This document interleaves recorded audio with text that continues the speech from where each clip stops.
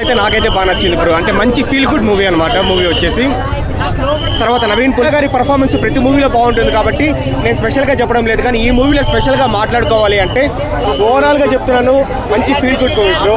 Okay, అక్కడక్కడ మనకు second హాఫ్లో ఇంకొంచెం స్క్రిప్ట్ బెటర్ చేస్తుంటే బాగుండేదని మనకు అనిపిస్తుంది, కానీ బట్ అవి ప్రతి మూవీలోనే ఉంటాయి కదా. ఓవరాల్గా మనకు మూవీ పోయినందుకు మనం హ్యాపీగా ఇంకా బయటకు వస్తామన్నమాట. లాస్ట్లో అయితే నేను ఎమోషనల్ కూడా అయినాను.